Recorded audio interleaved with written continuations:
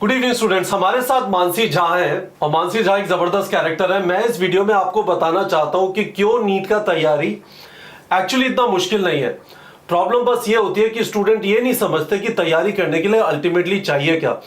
तो मानसी झा का स्टोरी ये है कि इनका फर्स्ट अटेम्प्ट में 587 मार्क्स थे। 587 मार्क्स थे और इस बार I am expecting 700 plus and minus 5।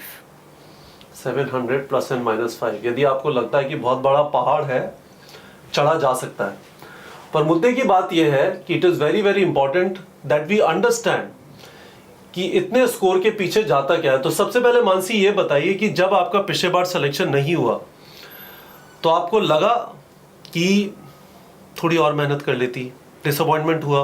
yes, बिल्कुल इतना पास पहुंच के yes, और फिर काउंसलिंग होती रही, उम्मीद बनी रही और कुछ हो नहीं पा रहा, yes, रातों को सपने आते हैं, तो अपने आप को वापस तैयारी करने के लिए कैसे मोटिवेट किया?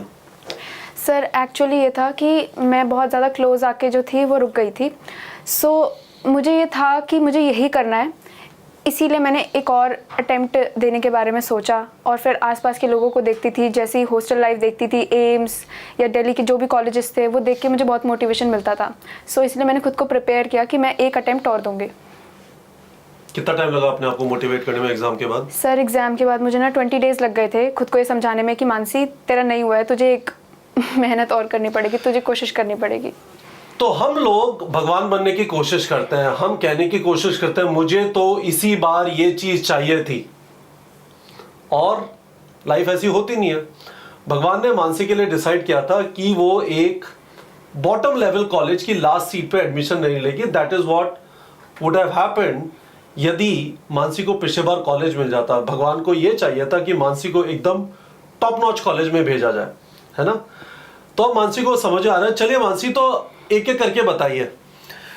आप यहाँ पे बैठी हुई थी, आप हमारे ऑफिस आई हुई हैं, जैसा आप लोग ग्रीन स्क्रीन से देख सकते हैं। तो मानसी ने बताया कि जहाँ पे इनका घर है वहाँ पे हल्ला बहुत ज्यादा है। Yes sir. तो उस हल्ले को हैंडल करने के लिए आप क्या करती? तो मैंने ये नॉइज जो लिखी हुई है इसका एक रीजन है, तो इसको जरा एक्सप्लेन कर देते हैं। आप बहुत ज्यादा हल्ला है, बिल्कुल सड़क पे घर है, तो आप इस नॉइज को कैसे हैंडल करती थी? सर एक्चुअली ये था ना कि मेरा जो घर है वो डीडीए मार्केट में है। हमारे यहाँ पे बहुत ज़्यादा शोर होता था सुबह के टाइम पे, तो इसीलिए मैं प्रेफर करती थी कि मैं रात में पढ़ाई करूँ। तो मैंने अपने डेली रूटीन में ये लगा रखा था कि मेरे को जो लेक्चर्स लेने हैं वो मैं रात को 12 बजे से लेके सुबह के 8 बजे तक अपने लेक्चर्स लेती थी। तो आप लेक्चर्स लेती थी पीडब्ल्यू से। तो आपने फर्स्ट अटेम्प्ट के अंदर 11th-12th के अंदर आकाश ज्वाइन किया, classroom programme. Yes sir. Janakpuri में जो लेन है जहाँ पे सारे कोचिंग है। Yes sir. 20-25-30 हजार बच्चे पढ़ते हैं, आप वहाँ पे जाती थी। yes, उसके बाद आपके 587 आए। जब आपने ड्रॉप किया इस साल, तो आपने पीडब्ल्यू का कोर्स ज्वाइन किया। ये लेक्चर आप लाइव नहीं देखती थी, आप रात को भी आप पिछले सालों वाले लेक्चर देखती थी? Yes sir. अच्छा, ठीक है। ऐसा क्या रीजन है? कोई स्पेशल टीचर थे पहले? सर ऐसा कुछ नहीं है, ये था ना कि मुझे सिलेबस जो था वो अपना दिसंबर तक कंप्लीट करना था। समझ गया। तो लाइव से काम नहीं चलेगा। हाँ, बहुत बढ़िया। yes. तो अब मुझे ये बताइए कि आपने कहा रात को आप पढ़ती थी, तो कितने बजे से कितने बजे तक लेक्चर देखती थी? सर बेसिकली मैं दिन के 6-7 लेक्चर्स जो थे वो देखना प्रेफर करती थी। मैं 12 से 7 या 8 सुबह के मैं लेक्चर्स देखती थी। तो भाई लोगों, ये दोपहर के 12 बजे से रात के 8 बजे नहीं है, ये रात के 12 बजे से सुबह का 8 बजे। तो 12 नाइट लिख देता हूँ, है ना, जिससे कुछ कंफ्यूजन ना हो। ठीक है। उसके बाद आप 8 बजे क्या करती थी? सर फिर मैं 8 बजे सो जाती थी और फिर मैं 2:50 PM उठती थी। 8 AM to 2:50 या 2 PM तक। चलो 2 PM लिख देते हैं। Yes sir. ठीक है, बहुत अच्छी बात है। तो स्लीप हो गई। उसके बाद जैसे उठती थी फिर मैं खाना खाती थी या फिर जो भी मेरा डेली शेड्यूल था। उसके बाद 3 बजे से लेके 9 PM तक रात के मैं लाइब्रेरी जाती थी। Library 3 PM to 9 PM। Yes sir. बहुत अच्छी बात है। और लाइब्रेरी में आप क्या करती थी? सर लाइब्रेरी में बेसिकली मेरा फोकस ये था कि जितने हो सके उतने ज़्यादा क्वेश्चन पेपर्स जो है मैं सॉल्व करूं, टेस्ट करूं, बुक्स जो है वो मैं सॉल्व करती थी ज़्यादातर इनिशियली। तो मुझे एक चीज़ बताइए, जो आप लेक्चर देख रही हैं उससे रिलेटेड क्वेश्चन प्रैक्टिस करती थी जिससे चीज़ें खत्म हो? यस सर, रिवीजन भी करती थी। तो इससे रिलेटेड एक आपने रिवीजन कर लिया और दूसरा आपने इससे रिलेटेड MCQ प्रैक्टिस कर लिया। Yes sir. गुड। फिर ये 9 बजे तक की कहानी हो गई, अब 9 से 12 बजे तक की कहानी बची हुई है। सर फिर मैं घर आती थी, घर आके फिर मैं खाना खाती थी, उसके बाद मैं सो जाती थी 12 बजे तक। तो डिनर एंड स्लीप,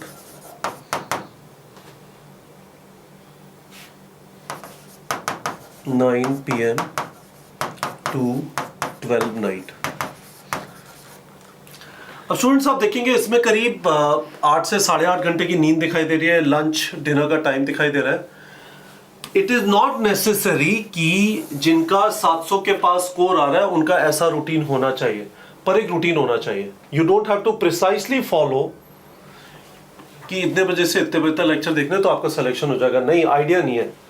आइडिया ये है कि हर रोज एक चीज होनी है, हर रोज क्वेश्चन प्रैक्टिस होना है, हर रोज थ्योरी होनी है, और हर रोज अपने आप को स्वस्थ रखने के लिए, हेल्दी रखने के लिए खाना पीना है और सोना है। This is very very important. आपको एक और चीज ये समझनी पड़ेगी कि जब भी आप तैयारी करना चालू करेंगे तो you will have to figure out something जिससे आपको जो प्रॉब्लम्स है जिनको आप सॉल्व नहीं कर सकते, यदि घर में हल्ला है, all this routine is driven by this reality. यदि आप इस रियलिटी को चेंज नहीं कर सकते तो इसका सोल्यूशन निकालना पड़ेगा। आप क्रिप नहीं कर सकते कि मैं डॉक्टर इसलिए नहीं बना क्योंकि मेरे घर के आसपास हल्ला था, मतलब दैट इज बुलशिट, राइट।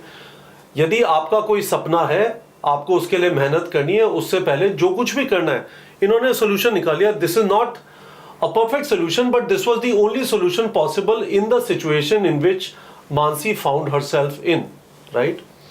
बहुत अच्छा, तो लेक्चर्स भी समझ गए, एमसीक्यू प्रैक्टिस भी समझ गए। अब आपने पिछले साल हमारा टेस्ट सीरीज बाद में चालू हुआ था, इस बार तो हम जून में चालू कर रहे हैं। यस सर, मैंने दिसंबर से आपकी टेस्ट सीरीज ज्वाइन करी। पहला 10 दिसंबर वाला पहला टेस्ट दिखा। Yes sir. तो टेस्ट सीरीज में क्या स्कोर आ रहा था आपका? सर इनिशियली आ रहा था मेरा स्कोर टेस्ट सीरीज में 620 प्लस, क्लासरूम टेस्ट सीरीज जो मैं दे रही थी। उसके बाद और आपके टारगेट बैच भी था, तो आपने क्वेश्चन प्रैक्टिस भी किया। तो कितने क्वेश्चन प्रैक्टिस किए दिसंबर से? आपने उससे भी क्वेश्चन प्रैक्टिस करना चालू कर दिया? यस सर, मैंने क्वेश्चन प्रैक्टिस बहुत करी है, मैंने कभी काउंट भी नहीं करे कि मैंने कितने क्वेश्चन प्रैक्टिस करे। तो हमारे कैमरे के पीछे ऋषभ भैया हैं, the most important person in this room. Rishabh भैया जरा बताना कितने क्वेश्चन प्रैक्टिस किए उन्होंने? 14,000 समथिंग। 14,000 समथिंग है, ठीक है। तो इन्होंने 14,000 क्वेश्चन प्रैक्टिस किया, पर इन्होंने इतने क्वेश्चन प्रैक्टिस किए कि काउंट वाउंट भी नहीं रखती थी।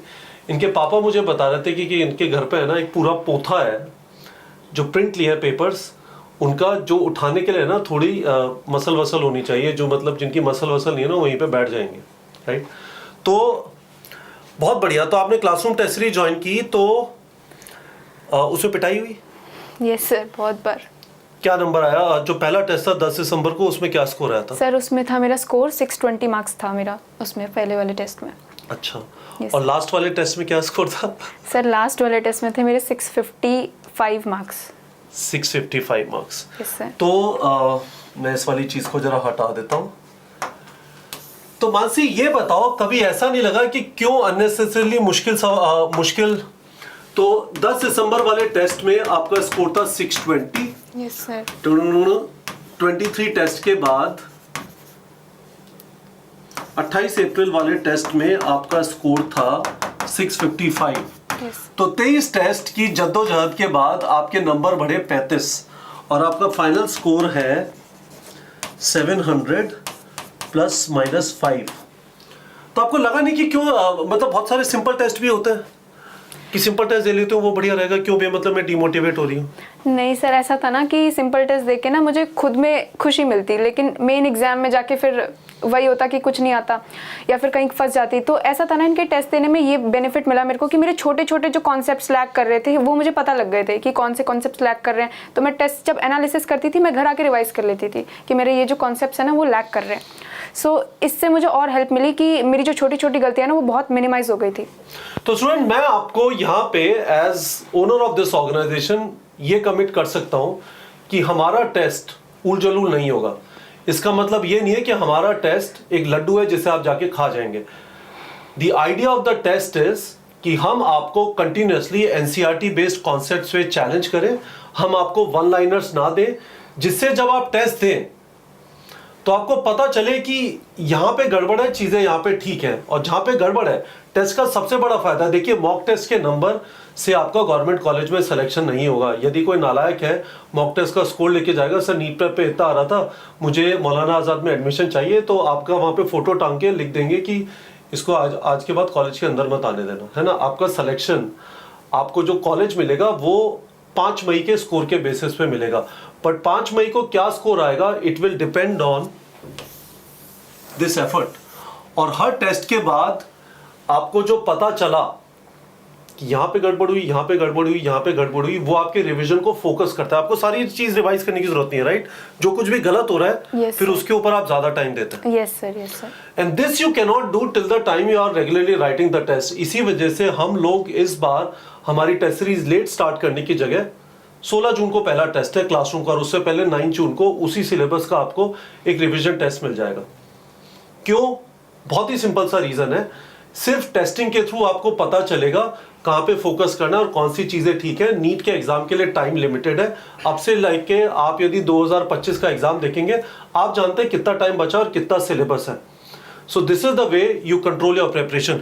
फैंटास्टिक है मानसी। तो अब ये बताइए, आप और कुछ स्टूडेंट्स को बताना चाहती हैं जो आपका सक्सेस मंत्र, कोई टिप, कोई ट्रिक, कोई सीक्रेट है जो स्टूडेंट्स को बताना चाहती हैं तैयारी के लिए?